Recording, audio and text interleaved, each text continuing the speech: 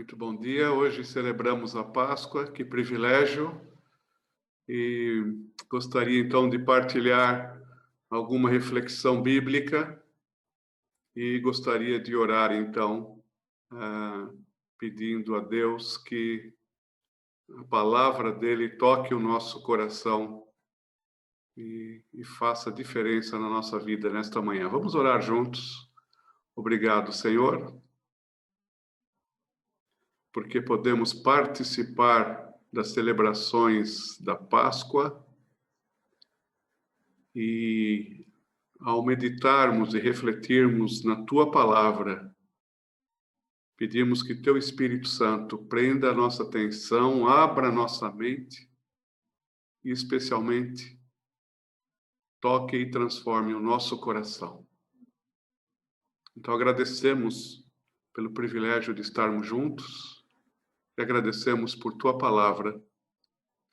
E, Jesus, agradecemos porque o Senhor está vivo. Em Teu nome oramos. Amém. Bem, a Páscoa é uma história de morte e ressurreição, nós sabemos isso. Na sexta-feira, nós tivemos o privilégio de recordar a morte de Cristo na cruz no nosso lugar, e Ele fez isso por amor.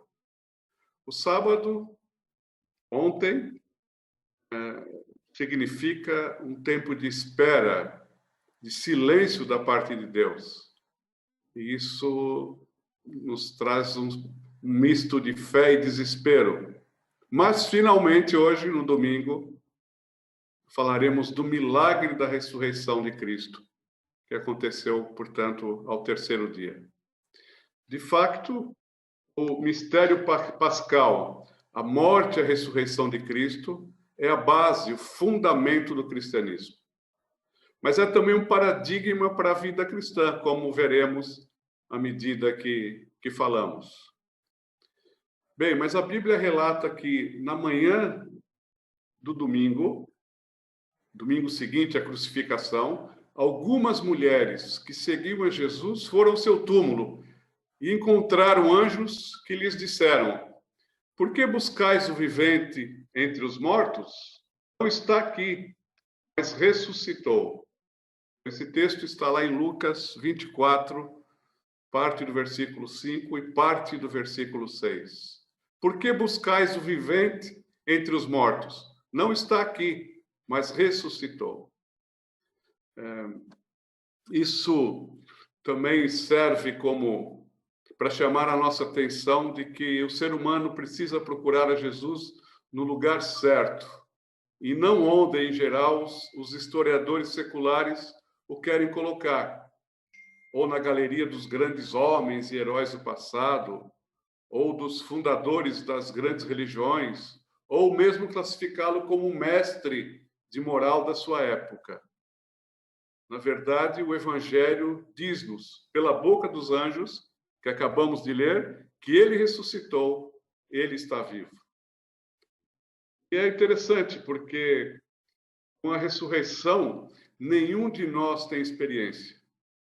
Bom, nem mesmo nós sabemos o que é estar morto.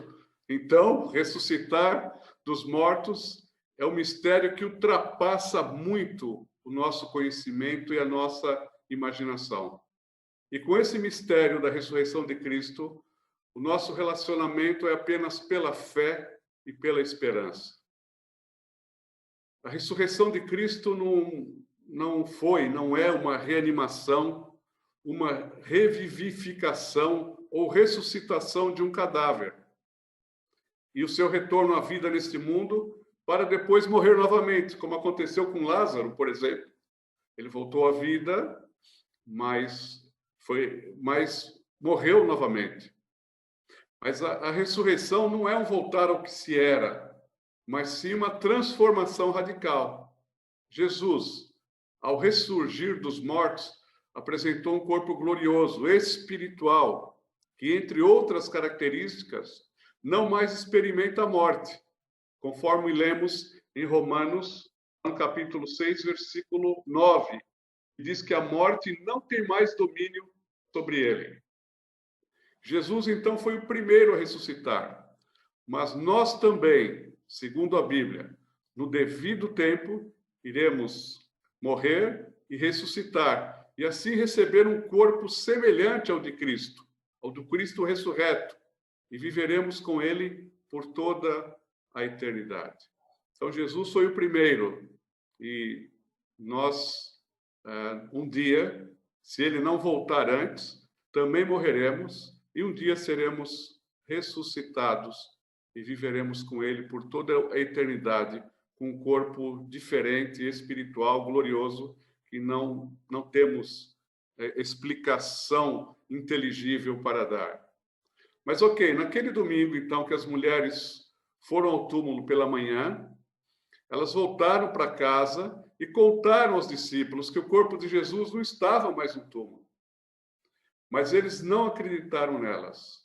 Então, diz-nos o texto agora de João, no capítulo 20, dos versículos 19 a 22, que chegada, pois, a tarde daquele dia, o primeiro da semana, e cerradas as portas onde os discípulos, com medo dos judeus, se tinham ajuntado, chegou Jesus e pôs-se no meio e disse-lhes: paz seja convosco.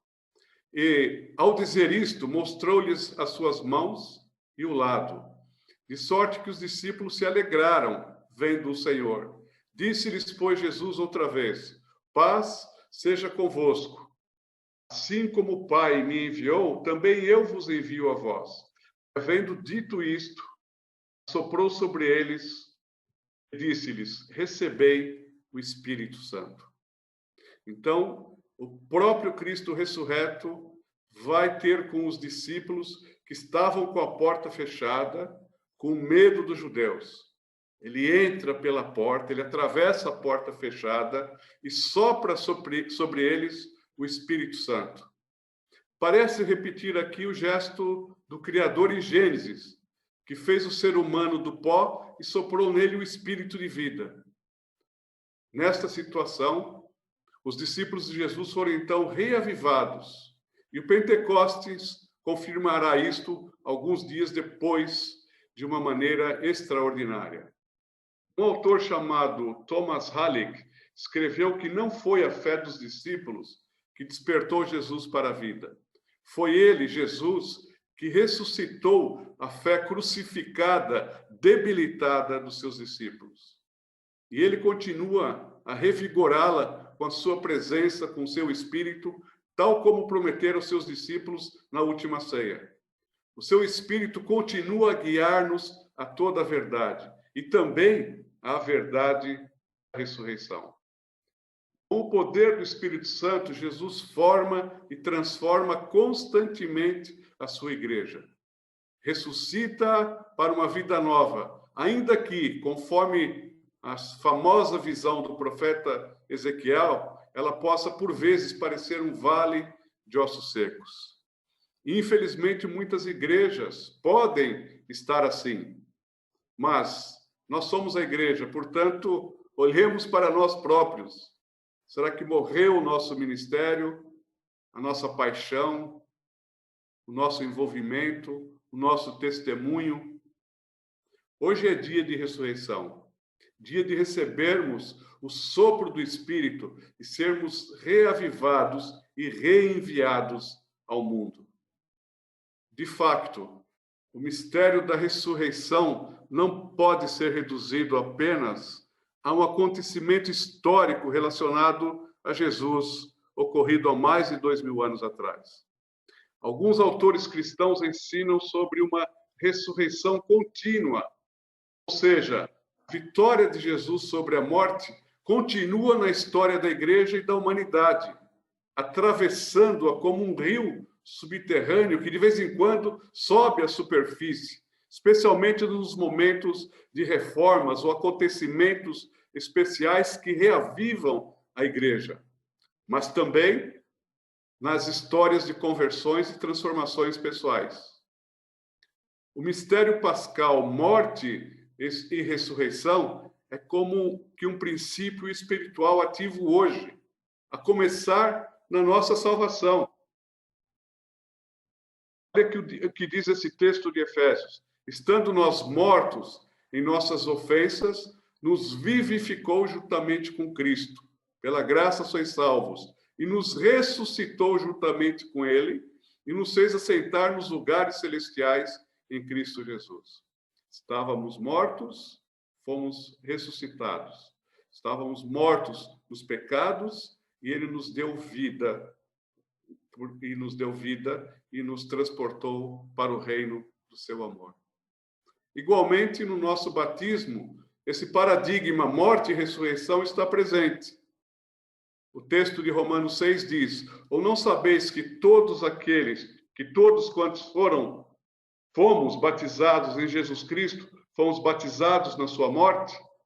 De sorte que fomos sepultados com ele pelo batismo na morte, para que, como Cristo foi ressuscitado dentre os mortos, pela glória do Pai, assim também andemos nós em novidade de vida. Então, está aqui o batismo, a identificação com a morte, quando somos submersos na água, e com a ressurreição de Cristo, quando somos tirados da água e nos apresentamos para uma nova vida. Para esta novidade de vida, para a nossa transformação no dia a dia, contínua e progressiva à imagem de Cristo, vale o mesmo princípio de morte e ressurreição. Paulo escreveu assim aos Gálatas: já estou crucificado com Cristo. Vivo não mais eu, mas Cristo vive em mim. Ou seja, é o mesmo princípio. Eu morro para o meu eu, para mim próprio, e o Cristo vivo vive a sua vida em mim e através de mim. E já estar crucificado com Cristo significa carregar a nossa cruz e caminhar para a morte todos os dias. E crucificar a nossa natureza pecaminosa. Isso o que significa carregar a cruz. Não é ter um problema na vida, uma situação difícil, não.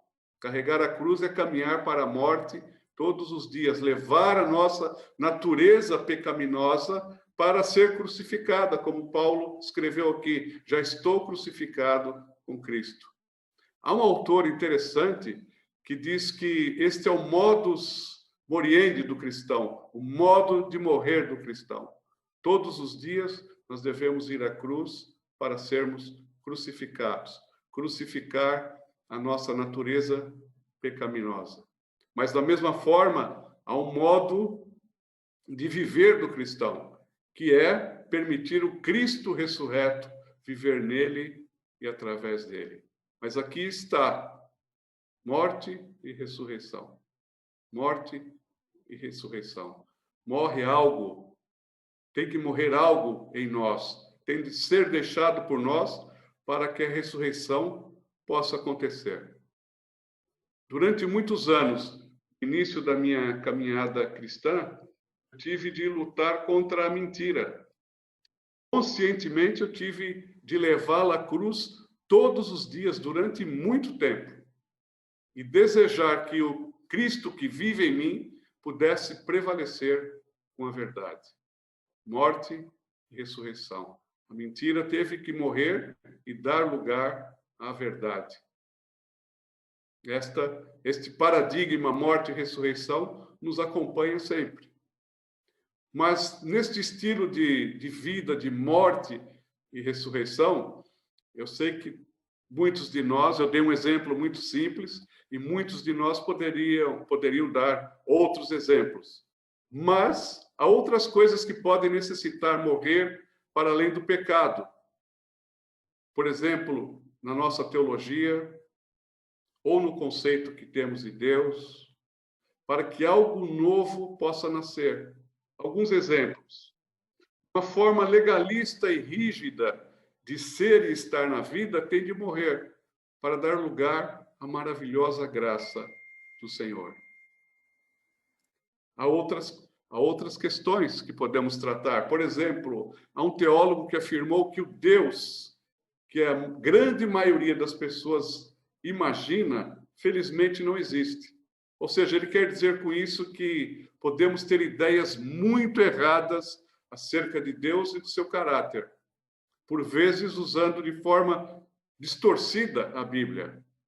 Por exemplo, a ideia de um Deus vingativo tem de morrer para surgir a ideia de um Deus de amor incondicional e sacrificial. Ou a ideia de um Deus injusto tem de morrer para que ressurja a ideia de um Deus que faz justiça e fez justiça na cruz no seu próprio Filho. Ou mesmo a ideia de um Deus que tem de realizar todos os nossos desejos também tem de morrer para dar lugar ao conceito de confiança sem reservas em um Deus que sabe o que é melhor para a nossa experiência cristã.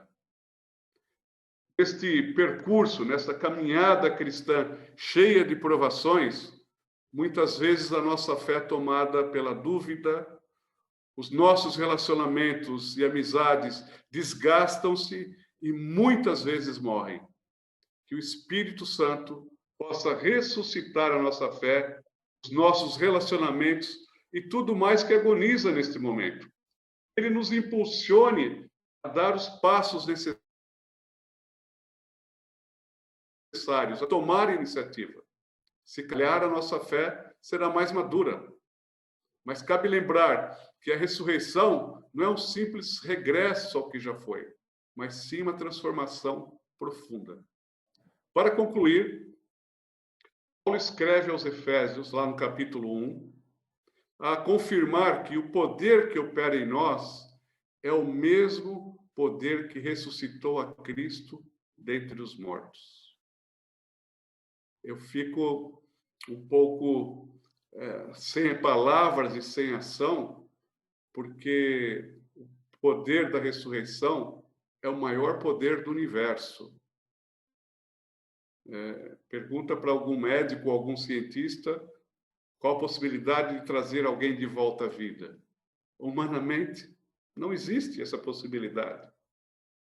Trazer alguém de volta à vida é o maior poder do universo. Por isso que Paulo descreve lá em Efésios 1, 19 e 20, fala desse poder como a suprema grandeza do seu poder. Ele usa o superlativo absoluto. Ele diz que lá no original diz que esse poder é hiper, é mega dínamos. E em Colossenses 1:13, esse poder foi exercido para nos tirar do reino das trevas e nos trazer para o reino do Filho do seu amor. Ele nos libertou das garras do inimigo quando nós confiamos em Cristo Jesus. Então, sem dúvida que Jesus Cristo se tornou vulnerável e foi conduzido à cruz e como um cordeiro, mas não esqueçamos que Jesus Cristo também é o leão que está sentado no trono do universo e reina soberano. E este poder da ressurreição de Cristo opera nas nossas vidas. E, portanto, as possibilidades de transformação da vida são ilimitadas. Mas tem uma coisa, este superpoder não está à nossa disposição, pois nós não sabemos lidar com o poder. O único que sabe lidar com o poder é o cordeiro e o leão. O único que sabe lidar com o poder e com o amor é Deus. Nós não sabemos lidar com o poder, nós somos chamados apenas a amar. Mas este poder que estamos a falar, que ressuscitou a Cristo dentre os mortos, atua em nós segundo a vontade de Deus. Esse atuar é energizar no original bíblico. Esse poder atua em nós segundo a vontade de Deus, de dentro para fora, para nos tornar mais parecidos com Jesus Cristo, para nos dar coragem ao testemunhar de Cristo, para nos dar forças para suportar o sofrimento e a perseguição, e para aquilo mais que Deus quiser fazer em nós e através de nós. O poder age em nós, mas esse poder não está à nossa disposição, senão facilmente íamos querer multiplicar, fazer das pedras, transformar as pedras em pão, iríamos querer pular do pináculo do templo para os anjos nos acudir, nos acolher, nos carregar, nos proteger e etc. Então, esse poder, o maior poder do universo, o poder da ressurreição de Cristo, não está à nossa disposição, porque não sabemos lidar com o poder, mas ele atua em nós, de dentro para fora, para que a vontade de Deus se cumpra. Então, experimentar o amor de Deus e o poder da ressurreição na nossa vida é muito importante, porque além de ser uma prova pessoal de que Cristo de fato ressuscitou, é também a garantia da nossa própria ressurreição no futuro. Portanto, depois da crucificação na sexta-feira e da espera e do silêncio no sábado, neste domingo de Páscoa, ao celebrarmos a ressurreição do nosso Salvador, permitamos que ele reanime a nossa fé, a nossa vida, a nossa família, a nossa comunhão e unidade, enfim, a nossa igreja, com o seu toque, com o seu sopro vivificador. Que assim seja. Deus abençoe a cada um. Feliz Páscoa.